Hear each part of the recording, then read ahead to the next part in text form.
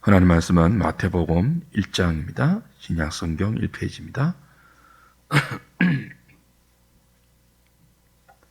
마태복음 1장 18절부터 25절까지입니다.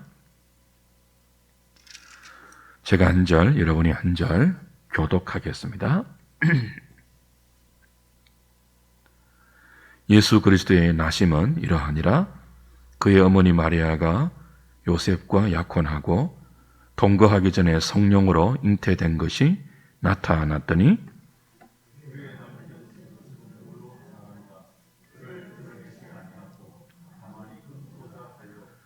이 일을 생각할 때에 주의 사자가 현몽하여 이르되 다윗의 자손 요셉아 내 아내 마리아 데려오기를 무서워하지 말라.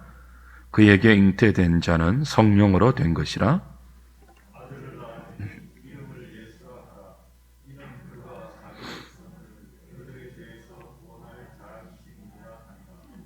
이 모든 일이 된 것은 주께서 선지자로 하신 말씀을 이루려 하심이니 이르시되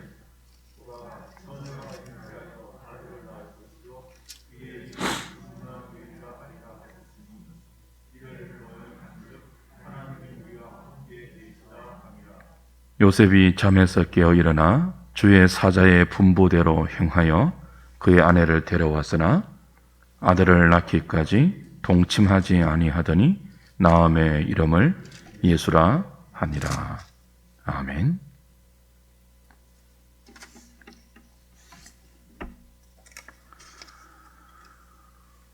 오늘은 성탄 주일로 지키고 있습니다. 사회적 거리두기의 강화로 예배당에 모여서 함께 예배하지 못하지만 하나님께서 우리를 불쌍히 보시고 영과 진리로 예배하는 이 시간 우리 모두에게 큰 은혜를 주시기를 소원합니다. 성탄은 하나님의 독생 성자가 처녀 마리아의 몸에서 성령으로 잉태되어 이 땅에 나신 날입니다. 성자 예수님이 육신을 입고 이 땅에 오신 것은 자기 백성을 저희 죄에서 구원하신다는 예수님의 이름에 담긴 의미대로 죄인들의 구원을 위해서입니다. 어떻게 구원하십니까? 임마누엘로 하십니다. 하나님이 우리와 함께 하심으로 죄인들을 구원하십니다. 우리의 구원은 우리와 함께 하시는 하나님이신 예수 그리스도가 육신을 입고 우리와 같이 인간이 되신 성탄으로 역사 속에서 시작됩니다. 오늘 우리가 주목하고자 하는 바는 자기 백성의 구원을 위한 예수님의 성탄이 구약 예언의 성취라는 점입니다. 여기에 좀 주목하려고 해요. 22절 말씀처럼 이 모든 일이 된 것은 주께서 선지자로 하신 말씀을 이루려 하심이라. 그리스도의 성탄이 적흥적이고 임시적인 해프닝이 아니라 구약 내내 하나님께서 당신의 종 선지자들을 통해서 예언하고 약속하신 바를 역사에서 이루신 하나님의 약속의 성취라는 점이죠. 그러므로 오늘 마태복음 1장이 우리에게 알려주는 하나님께서 우리와 함께 하시면서 행하시는 자기 백성의 구원, 이 임마누엘을 통한 택한 자의 구원, 이 구원의 바른 이해를 위해서는 이 구원이 약속된 구약의 역사적 배경을 제대로 이해할 필요가 있습니다. 이사야 7장으로 한번 가보시죠. 이사야 7장입니다. 구약 성경 975페이지입니다. 1절부터 16절까지 조금 길지만 보겠습니다. 대단히 중요한 역사적 배경입니다. 우시야의 손자요 요담의 아들인 유다의 아하스 왕 때에 아람의 르신 왕과 르말리아의 아들 이스라엘의 베가 왕이 올라와서 예루살렘을 쳐서나 능히 이기지 못하니라. 어떤 사람이 다윗의 집에 알려 이르되 아람이 에브라임과 동맹하였다 하였으므로 왕의 마음과 그의 백성의 마음이 숲이 바람의 흔들림같이 흔들렸더라. 그 아람 시리아죠. 시리아와 북이스라엘이 연합해서 남유다를 치러 올라왔습니다. 그러자 약소국인 이 유다의 왕이죠. 당시 유다의 왕인 요아스와 아하스와 그리고 유다 백성들의 마음이 숲이 바람의 흔들림같이 흔들렸대요.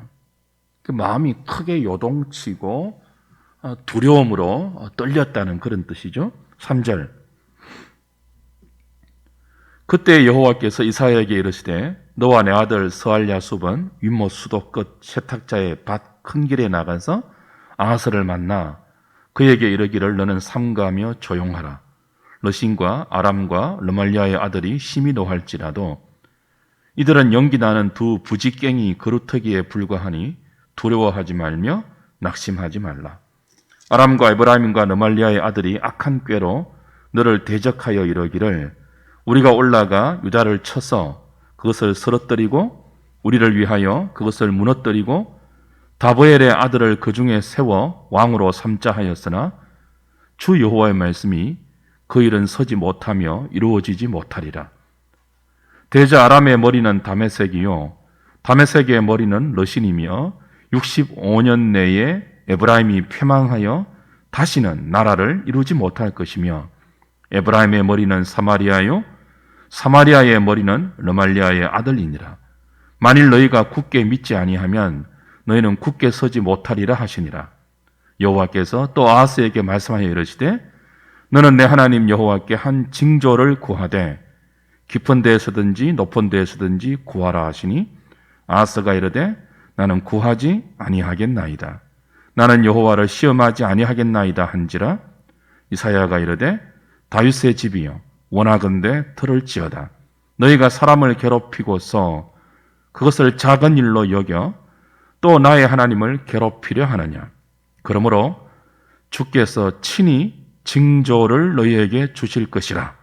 보라, 처녀가 잉태하여 아들을 낳을 것이요 그의 이름을 임마누엘이라 하리라. 그가 악을 버리며 선을 택할 줄 알 때가 되면 엉긴 젖과 꿀을 먹을 것이라. 대저 이 아이가 악을 버리며 선을 택할 줄 알기 전에 내가 미워하는 두 왕의 땅이 황폐하게 되리라. 자, 마태복음 1장 22절에서 마태가 예수님의 성탄이 주께서 선지자로 하신 예언을 성취했다라고 하는 이 예언의 성취가 바로 이사야 7장 1절부터 16절의 말씀의 성취이죠. 이사야 7장에서 보라 처녀가 잉태하여 아들을 낳을 것이요 그의 이름을 임마누엘이라 하리라 라고 하신 이 징조의 역사적 맥락은 어떤 의미입니까? 아람과 북이스라엘이 연합해서 남유다를 치러 왔습니다. 유다왕 아하스와 그의 백성이 너무나 큰 두려움에 휩싸이게 되죠. 그때 하나님께서 이사야 선지자를 통해서 네가 두려워하는 아람과 이스라엘은 연기 나는 두 부적갱이 그루터기에 불과하니 낙심하지 말고 두려워하지 말라. 내가 65년 내에 이 두 나라를 망하게 할 것이다. 믿지 못하겠으면 징조를 구해봐라. 무슨 징조든지 구하면 내가 보여줄게. 라고 위로하시죠. 그런데 아하스는 이사야를 통해서 주시는 하나님의 말씀을 믿지 못해요. 믿지 못해서 징조를 구하지 않겠다고 합니다. 그러자 하나님께서 친히 징조를 주시는데 그 징조가 뭡니까? 보라, 처녀가 잉태하여 아들을 낳을 것인데 임마누엘이 될 것이다. 그 약속을 징조로 주십니다. 이 예언의 성취가 오늘 이 마태복음 본문의 예수 그리스도의 나심, 곧 성탄으로 이루어지죠. 마태가 지금 인용하고 있는 이사야 7장의 임마누엘의 징조는 당시의 역사적인 맥락에서는 징조이거든요. 그러니까 그들이 눈으로 보고 알 수 있는 어떤 그 분명한 증거였습니다. 여기 처녀가 잉태하여 아들을 낳는다고 할 때 이 처녀라는 단어는 알마라는 단어인데요. 일반적으로 시집가지 아니한 젊은 처자, 젊은 처녀를 의미하는 일반적인 단어입니다. 그러니까 아하스나 이사야가 잘 알고 있는 어떤 알마, 어떤 젊은 처자가 결혼을 하고 그리고 애를 낳아 그 애가 어지간히 큰 그죠? 엉긴 젖과 꿀을 먹는다고 했으니까 애가 커서 주석가들은 한 12살 정도로 봐요. 그 우유와 버터를 먹을 수 있는 그 성과 악을 어느 정도 구별할 수 있는 10살에서 10대 중반 정도의 그 나이가 되면 두 나라가 망할 것이라는 징조를 주세요.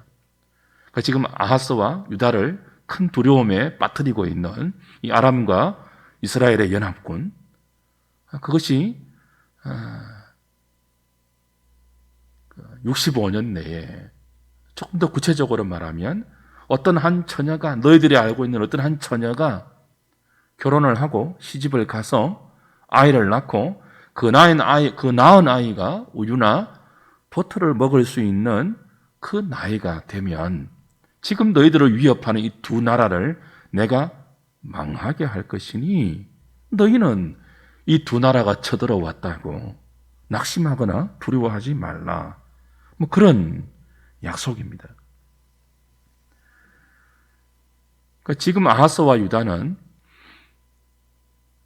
아람과 이스라엘의 연합군 때문에 혼비백산해 있습니다. 이거 망하는 것 아닌가 이러다가. 근데 하나님 뭐라고 하십니까? 두려워 말라. 내가 임마누엘 너희들과 함께 하면서 너희들이 망하지 않도록, 나라가 망하면 무슨 결혼을 하고 아이를 낳고 그 아이를 키우겠습니까? 의미가 없죠, 이 모든 것들이. 그런데 한 처녀가 결혼을 하고 아이를 낳고 그 아이가 우유와 버터를 먹을 수 있을 정도로 키울 수 있다는 것은 그 나라를 유지해 주겠다는, 어떻게 해요? 임마누엘로 하나님이 함께 하시면서 그 나라를 모든 대적들에게서 유지해 주겠다는 그 나라의 유지를 보장해 주는 징조입니다. 비록 고통스럽고 어렵고 두려움 속에서 흘러가는 하루하루의 현실이지만 그 힘든 현실 속에서도 하나님은 그들과 함께 하시면서 시집가게 하시고 장가가게 하시고 아이를 낳게 하시고 그 아이를 우유와 버터를 먹을 수 있을 정도까지 양육시켜 주시겠다는 거죠. 그 모든 그들의 오늘에 그리고 그들의 내일을 하나님께서 보장해 주신다는 거예요. 실제로 이 약속이 이 아하스의 아들 히스기야 때에 성취됩니다. 아람과 이스라엘이 다 망하고, 그죠? 그들을 망하게 한 아수르마저도 유다의 그 큰 위협이 되는 역사로 성취가 되죠. 그리고 나중에 가면요, 그 아수르마저, 아람과 이스라엘을 멸망시킨 아수르마저 바벨론에게 제압당하고, 유다는 역시 또 그 아수르를 멸망시킨 바벨론에 의해서 멸망당하는 역사로 이어집니다. 어떤 의미이죠? 역사적 정황 속에서 임마누엘이 주는 이 징조의 의미는 막막한 현실 속에서도 그 현실과 미래까지 하나님께서 붙들고 책임지셔서 하나님의 뜻대로 몰고 가신다는 의미예요. 이 임마누엘, 하나님이 함께 하신다는 뜻이잖아요. 이 임마누엘의 약속, 그 임마누엘이 되셔서 아람과 북이스라엘의 침공 속에서도 처녀가 결혼을 하고 아이를 낳고 그 아이를 키울 수 있는 시간적 그 보장이 담긴 이 약속이 내 삶에 고통이 없어지고 두려워할 만한 일이 없어진다는 뜻은 아니에요. 이사야 41장 가보십시오. 이사야 41장 10절 말씀, 여러분이 잘 아시는 말씀인데요. 이사야 41장 10절 같이 한번 읽어볼까요? 시작. 두려워하지 말라. 내가 너와 함께함이라. 놀라지 말라. 나는 내 하나님이 됨이라. 내가 너를 굳세게 하리라. 참으로 너를 도와주리라. 참으로 나의 의로운 오른손으로 너를 붙들리라. 하나님께서 자기 백성과 함께 하시고 자기 백성을 도와주시고 자기 백성을 붙들어 주신다고 하시는데요. 계속 반복되는 하나님의 약속이죠. 그런데 이 약속이 어떤 의미가 아니라고요? 모든 고통에서 우리를 제외시키고 모든 어려움을 명쾌해 주겠다는 약속은 아니에요. 실제로 아람과 북이스라엘이 히스기야 때 망하지만 또 누가 등장하죠? 아수르가 등장해요. 아람과 북이스라엘이라는 어려움이 지나가고 나면 평안이 찾아오는 게 아니고 또 다른 아수르가 그들의 대적이 되고 그들의 생존을 위협하는 큰 두려움으로 찾아오죠. 그리고 그 아수르가 없어지면요, 이제 누가 온다고요? 바벨론이 찾아와요. 그게 인생입니다. 그러나 그 속에서도 임마누엘이 되신다는 거죠. 하나님께서. 그 속에서도 처녀는 결혼하고 시집가고 잉태하여 아이를 낳고 그 아이를 키울 수 있는 삶을 하나님께서 그 늘 끊임없이 이어지는 물과 불의 위협 속에서도 보장하시며 당신의 뜻을 이루겠다는 거예요. 이게 임마누엘의 징조가 역사적 맥락 속에서 자기 백성들에게 의미하는 바이죠. 그래서 이렇게 연결됩니다. 이사야 43장 1절 2절 보십시오. 이사야 43장 1절 2절. 야곱아, 너를 창조하신 여호와께서 지금 말씀하시느니라. 이스라엘아, 너를 지으신 이가 말씀하시느니라. 너는 두려워하지 말라. 내가 너를 구속하였고 내가 너를 지명하여 불렀나니 너는 내 것이라. 네가 물 가운데로 지날 때에 내가 너와 함께 할 것이라. 강을 건널 때에 물이 너를 침몰하지 못할 것이며 네가 불 가운데로 지날 때에 타지도 아니할 것이요 불꽃이 너를 사르지도 못하리니. 그렇죠? 하나님이 함께 하시고 하나님이 지켜주시는데 물과 불을 여전히 지납니다. 물을 지나고 불을 만나는 일들이 여전히 생깁니다. 그런데 임마누엘의 복이 뭡니까? 물을 건너고 불을 지나도 물이 침몰치 못하고 불꽃이 사르지 못하게 보호하시는 거죠. 하나님이 함께 하시면서 그 물 속에서도 불 속에서도 자기 백성을 보호하여 자기 백성을 저희 죄에서 건져 구원해 가신다는 것입니다. 이렇게 유다의 역사 속에서 주어진 임마누엘의 징조가 신약에 오면 마태복음 1장 오늘 우리가 읽었던 18절부터 25절에 예수님의 성탄으로 성취됩니다. 처녀가 아이를 낳아 키울 동안 하나님께서 임마누엘로 함께 하시면서 자기 백성을 지켜주신다는 이사야 7장의 이 약속이 예수님의 탄생에서는 조금 훨씬 다른 차원으로 적용이 되죠.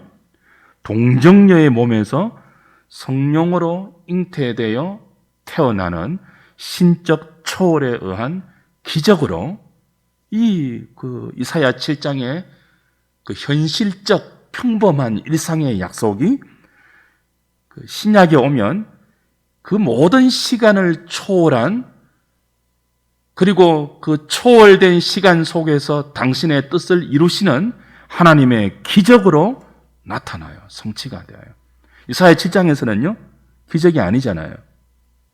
여러분, 처녀가 잉태하여 아들을 낳는 것, 남자로 말미암지 않고 성령으로 잉태되어 아들을 낳는 것은 예수님이 역사에서 유일무이합니다. 그러니까 이사야 7장 시대에서 처녀가 잉태하여 남자를 통하지 않고 잉태하여 아이를 낳는 그런 기적은 없죠. 있을 수가 없죠. 그 이사야 7장의 징조는 일상 속에서 알마 처녀가 시집가요 결혼하고 아이를 낳아 그 아이를 키우는 동안 하나님께서 임마누엘로 그죠? 그들의 일상을 보호하고 지켜서 자기 백성을 구원으로 인도한다는 지극히 평범한 약속이지만 이 약속이 신약에 와서 예수 그리스도의 성탄으로 성취될 때는 시간을 초월한 그 초월된 시간 속에 하나님의 구원 역사가 기적으로 개입되는 초월적 사건으로 이루어진다는 거예요. 무슨 의미일까요? 아하스와 유다는 당하는 모든 어려움과 그 어려움이 주는 두려움 속에 있었지만 하나님은 그 모든 고통과 그 힘든 그 두려움의 시간들이 하나님께서 함께 하시는 그래서 처녀가 잉태하여 아이를 낳아서 키우고 그 아이가 커가는 시간이 되고 그 시간 동안 그들이 쳐들어온 그 나라가 하나님에 의해서 망하는 구원의 시간들이 된다고 약속하셨죠? 이 약속이 예수님에게서는 어떻게 성취됩니까? 처녀가 시집을 가고 아이를 낳는 그 모든 시간이 압축되어서 단숨에 처녀의 몸에서 성령으로 잉태되어 한 아기가 태어나는 기적으로 나타났죠. 무슨 의미일까요?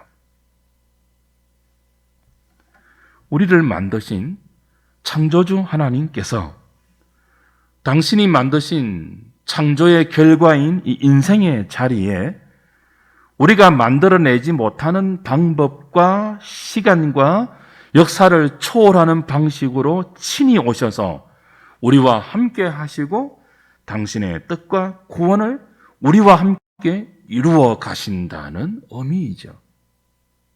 이해가 되십니까? 오늘 신자가 살아가는 모든 일상들, 우리가 시집가고 장가가고 결혼해서 애를 낳고 그 아이를 키우고 기르는 모든 일상 속에는 무엇이 담겨 있습니까? 시간을 초월해 계신 하나님께서 이루고자 하시는 모든 기적과 말할 수 없는 모든 웅장한 구원의 역사가 신자의 모든 일생 속에 함축되고 구체화되어 있다는 뜻입니다. 그러니까 우리의 일생에는요, 시간을 초월해서 구약 유다의 역사 속에서 임마누엘의 징조를 평범한 일상으로 약속하신 그 모든 평범한 일상이 압축되어 기적으로 장가가고 시집가고 결혼해서 남자를 통하여서 아이를 낳는 그 모든 것들을 압축해서 성령으로 잉태되어 단숨에 우리 역사 가운데 들어오신 그 하나님의 초월적인 구원의 요약이 신자의 일생 전체에 담겨 있다는 거예요. 성탄의 신비입니다. 그 성탄의 신비가 신자의 일생 전체에 적용된다고요. 자기 백성을 저희 죄에서 건져 구원하시는 하나님의 신비로, 하나님의 열심으로, 하나님의 사랑으로, 시간을 초월해서 역사 가운데 들어오시는 하나님의 기적으로 우리 가운데 적용되고 있다는 뜻이에요.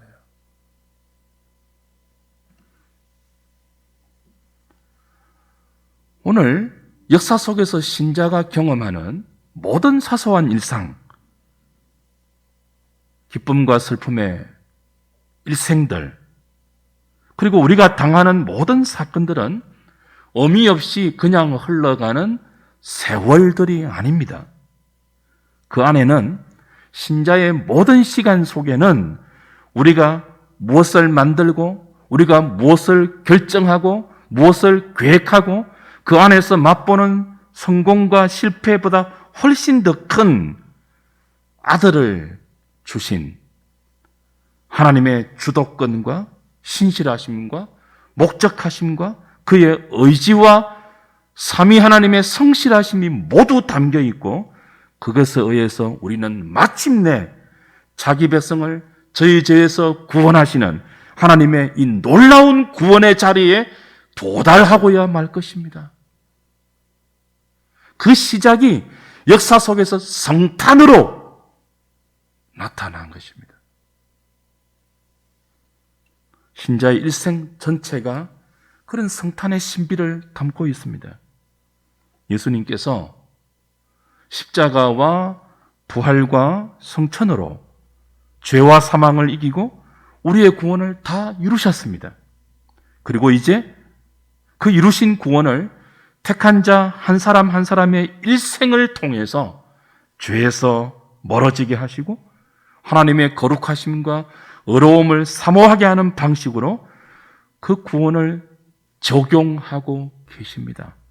예수님이 십자가와 부활과 성천으로 다 이루신 구원을 성령을 통하여 한 사람 한 사람의 일생 전체에게 죄에서 멀어지고 하나님의 생명으로 우리 스스로 달려가게 하는 그 방식으로 적용하시는데, 그 적용이 우리의 일생 전부에 성탄이 담고 있는 시간을 초월하는 역사 속에서 끊임없이 자기 백성과 함께 하시면서 자기 백성을 구원해 내시고야만은 하나님의 모든 지혜와 열심히 사랑으로 담겨 있다는 뜻이죠.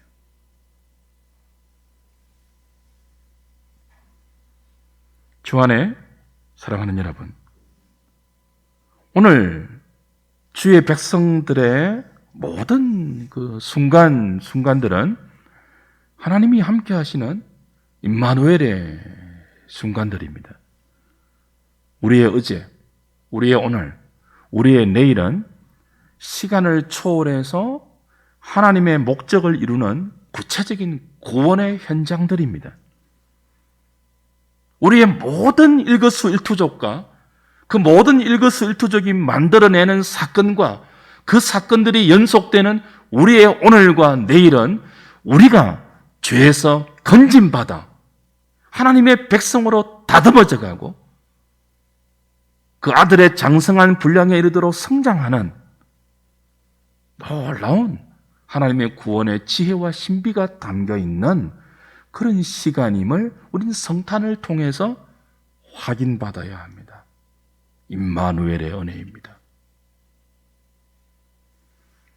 우리가 얼마나 미련하고 연약한가 하면요, 조금만 힘들면 아하스처럼 마음이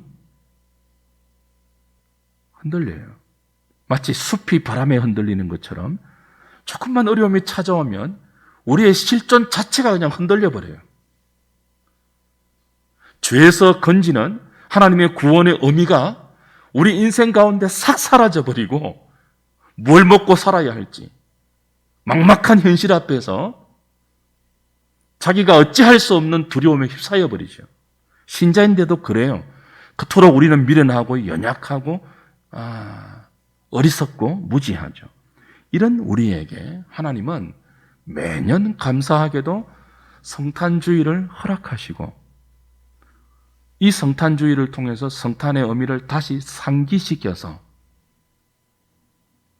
우리가 이해하지 못하는 우리의 오늘도 결코 의미 없는 순간들이 아니며 그 모든 시간 속에서 하나님은 자기 백성과 임마누엘로 함께 하시면서 자기 백성을 죄에서 멀어지게 하고 의와 거룩과 생명과 진리와 구원의 자리로 몰아가고 있다고 우리에게 다시 말씀하십니다. 그래서 성탄주일은 크신 하나님의 배려이죠. 어떤가요? 살다 보시면 하나님이 함께 하신다고 하는데 하나님께서 내 편이시고 물 가운데서도 지키시고 불 가운데서도 지킨다고 하는데 어찌할 바를 모르겠고 그저 허덕이면서 지나갈 수밖에 없는 막막하기 그지없는 순간들이 많이 있지 않던가요? 그때 우리는 아하스처럼 유다 백성들처럼 큰 두려움에 마음이 흔들릴 수 있습니다. 그때 기억해야 할 것이 성탄의 의미입니다. 임마누엘의 징조가 우리에게 주는 복된 약속을 확신하는 것입니다. 이때도 내가 어찌할 바를 모르는 그저 막막히 이 순간이 지나가기를 바랄 수밖에 없는 이 흔들리는 순간에도 하나님이 임마누엘로 나와 함께 하신다는 이 약속과 그 약속이 내 인생 가운데 주는 의미를 붙드셔야 됩니다. 이사야 54장으로 한번 가보십시오. 이사야 54장 1절부터 3절입니다. 잉태하지 못하며 출산하지 못한 너는 노래할지어다. 노래 못하는 환경이거든요. 잉태하지 못하는데 출산하지 못하는데 어떻게 노래할 수 있습니까? 그런데 노래하래요. 상고를 겪지 못한 너는 외쳐 노래할지어다. 상고를 겪지 못했으니까 아이를 낳지 못한 여인이죠.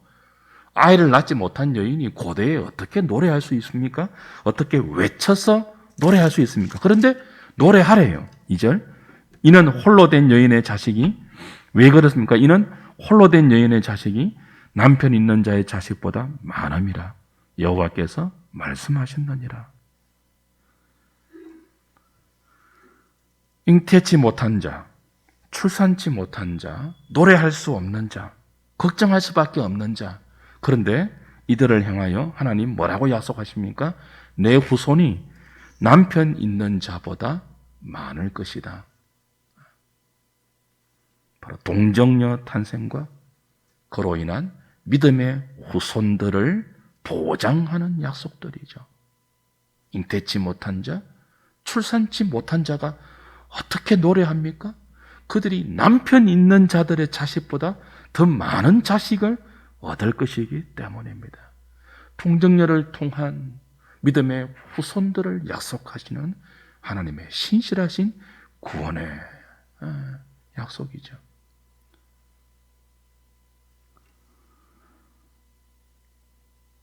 우리 인생에 누구에게도 자랑할 만한 것이 보이지 않고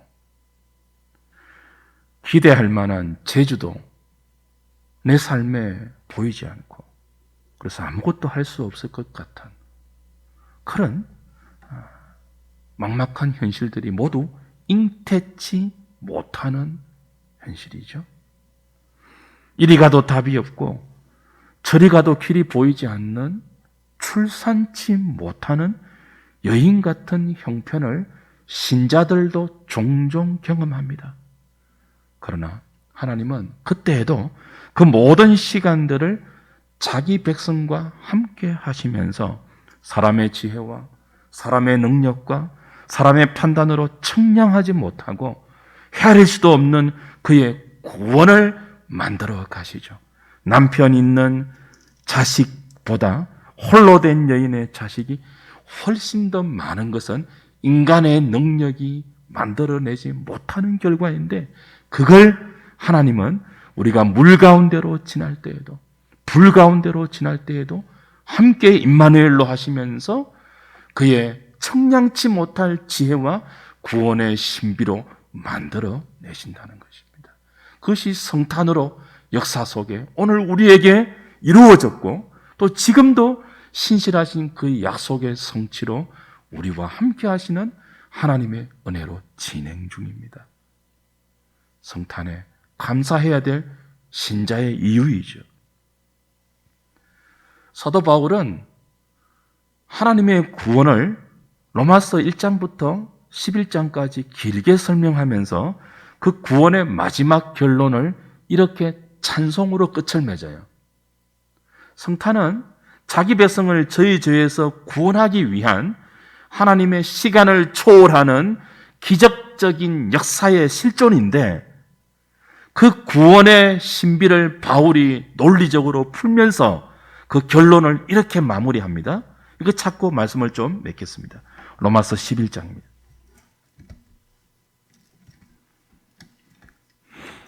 로마서 11장 33절, 34절, 35절, 36절입니다.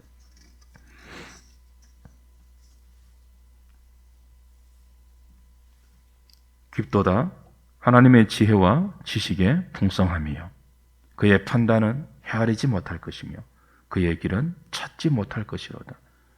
누가 주의 마음을 알았느냐? 누가 그의 모사가 되었느냐? 누가 주께 먼저 드려서 갚으심을 받겠느냐? 이는 만물이 주에게서 나오고 주로 말미암고 주에게로 돌아감이라. 그에게 영광이 세세에 있을지어다. 로마서 11장은 하나님의 구원을 쭉 설명하는 마지막 부분에 이스라엘의 실패를 다룹니다. 이스라엘이 임마누엘의 성탄으로 오신, 자기 백성을 저희 죄에서 건질 구원자로 오실 예수님을 알아보지 못합니다. 유다에게 임마누엘의 징조를 역사 속에서 하나님이 주셨고, 그 역사의 징조를 예수님의 성탄으로 성취하셨습니다. 그 유다의 후손인 이스라엘이 어떻게 했다고요? 그 하나님의 임마누엘의 징조의 성취인 예수님을 알아보지 못하고 십자가에 못 박습니다. 그 아들을 통한 하나님의 복음을 거절하고 외면합니다. 그래서 그 복음이, 예수 그리스도의 복음이 이방으로 넘어갑니다. 그죠? 그럼 이스라엘의 실패는 어떻게 됩니까? 이걸 11장에서 다루어요. 이스라엘의 실패가 이방의 구원을 만들어내었죠. 이방이 구원을 얻는 것은 처녀가 동정녀의 몸에서 성령으로 잉태된 것과 똑같은 성탄으로 임마누엘 되신 예수님의 그 기적의 그 의미처럼 이방이 하나님의 자녀가 되는 것은 자기 힘으로 된 것이 아닙니다. 마리아가 예수님을 잉태하여 낳은 것은 자기 힘으로 된 게 아니에요. 하나님의 시간을 초월하는 그 역사적 기적의 개입으로, 하나님의 주권적인 그 능력으로 마리아가 잉태해서 예수님을 낳죠. 그처럼 이스라엘의 실패로 이방이 구원받은 것은 오로지 하나님의 주권적인 역사요, 하나님의 지혜요, 하나님의 구원의 신비가 담겨있는 그 하나님의 능력의 결과입니다. 이방이 이스라엘의 실패로 말미암아 하나님의 백성이 되었다면 실패한 이스라엘도 그렇게 하신다는 것이 로마서 11장 전체의 문맥입니다. 이스라엘의 능력이 아닌 오직 하나님의 능력으로 이방을 구원하신 것처럼 실패한 이스라엘도 깊은 하나님의 구원의 비밀로 구원할 수 있다는 거죠. 판단하지 못하는, 청량치 못할 하나님의 지혜와 지식의 부요함이 인간의 구원에 오롯이 담겨 있고, 그것만이 저와 여러분의 구원의 유일한 기초요, 근거요, 방식이요, 원리요, 내용입니다. 그러니까 우리의 구원은 우리에게 달려있지 않습니다. 우리의 성공, 우리의 실패, 우리의 지혜, 우리의 능력, 이스라엘의 실패가 하나님의 구원을 막지 못해요. 이스라엘의 실패가 이방인의 구원을 하나님의 지혜로 만들어내었어요. 그처럼 실패한 이스라엘도 깊고 깊은 청량치 못할 하나님의 구원의 지혜로 언젠가는 역사 속에서 자신들의 능력이 아닌 동정녀의 몸에서 성령으로 잉태하여 이 땅에 임마누엘로 오신 그 하나님의 기적적인 능력으로 그들도 언젠가는 역사 속에서 주의 백성으로 돌아올 것입니다. 이 모든 구원의 비밀을 바울은 이렇게 마무리 짓죠. 깊도다 하나님의 지혜와 지식의 풍성함이요, 그의 판단은 헤아리지 못할 것이며 그의 길은 찾지 못할 것이로다. 누가 주의 마음을 알았느냐? 누가 그의 모사가 되었느냐? 사람의 구원, 저와 여러분들의 구원, 자기 백성을 저희 죄에서 건져 구원하시는 이 임마누엘을 통한 하나님의 구원은 깊고 깊은 하나님의 지혜와 지식의 모든 풍성함이 담겨 있는, 그 누구도 청량하지 못하고 그 누구도 헤아리지 못하고 그 누구도 감히 판단하지 못하는 세상의 어떤 조건과 세상의 어떤 원리와 세상의 어떤 방식으로도 예상하지 못하는 하나님의 지혜와 하나님의 주권과 그 열심의 결과일 뿐입니다. 그것이 우리의 일생에도 그대로 적용됩니다. 우리는 이해하지 못하죠. 왜 우리 편이라고 하시는데, 너는 내 백성이라고 말씀하시는데, 나의 오른손으로 너를 붙들어 주겠다고 말씀하시는데 왜 물을 지나야 하는지, 왜 아람과 북이스라엘의 연합군을 만나야 하는지, 왜 그들이 물러가면 또 아수르가 내 인생을 흔드는지, 그 아수르의 한 고비가 지나가면 또 다른 바벨론이 내 인생을 힘들게 하는지 우리는 모르죠. 그러나 우리가 청량할 수 없고 내가 판단하지 못하는 내 인생의 모든 구비구비와 그 길모퉁이에서 만나는 모든 사건들은 나를 죄에서 건져 하나님의 진리에 이르게 하는, 하나님의 생명에 도달하게 하는 깊고 깊은 하나님의 지혜와 판단할 수 없고 청량할 수 없는 하나님의 모사가 담겨 있는 구원의 신비라는 것입니다. 그게 우리의 일생이 우리에게 보장하는 임마누엘의 징조입니다.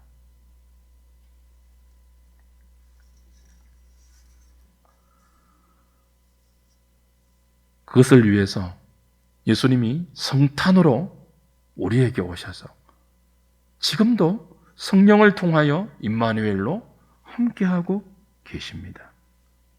세상은 언제나 한 사람의 성공과 실패를 외형과 가진 것과 영원하지 않는 것으로 평가하죠.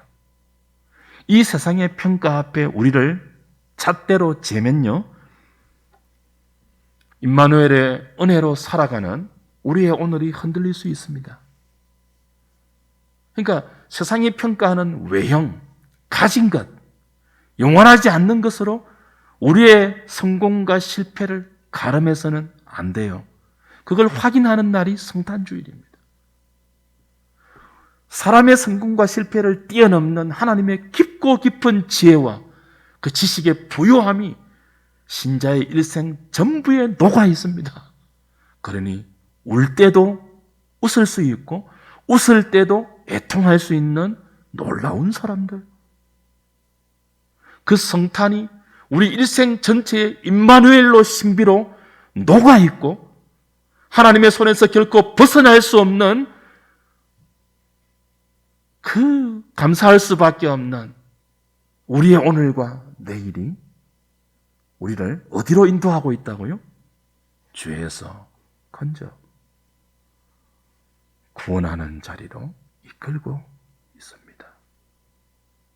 그것이 우리에게 성탄이 주는 마땅히 감사할 수밖에 없는 하나님의 은혜요, 사랑이요, 크신 배려입니다. 그걸 확인하십시오. 그래서 세상의 잣대로 여러분이 여러분의 오늘을 평가하여 좌절하거나 낙심하는 것을 끌어올리시고 교만에 있다면 낮추셔서 언제 어디서 무엇을 하든지 임마누엘 된 우리의 인생이 흔들리지 않도록 믿음에 저와 여러분을 굳게 세워서 크게 노래하는 잉태하지 못한 여인아, 출산치 못한 여인아, 너희들은 외쳐 노래하라고 하는 이 부르심에 아멘으로 응답하시고 감사와 기쁨으로 여러분의 오늘을 해석할 수 있는 복된 성탄주일 되시기를 주님의 이름으로 부탁드립니다. 기도하겠습니다.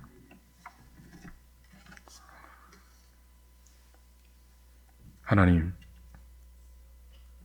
미련하고 연약해서 조금만 어려우면 아하스처럼 크게 흔들리고 두려워하고 낙심하는 저희들과 영원히 함께 하시는 임마누엘이 되기 위하여 시간을 초월해서 동정녀의 몸에서 성령으로 잉태되어 우리에게 나신 이 성탄의 은혜를 참으로 감사하며 그 임마누엘의 징조가 우리에게 어떤 의미인지를 확인하면서 감사와 찬송과 영광을 세세토록 하나님께 올려드립니다.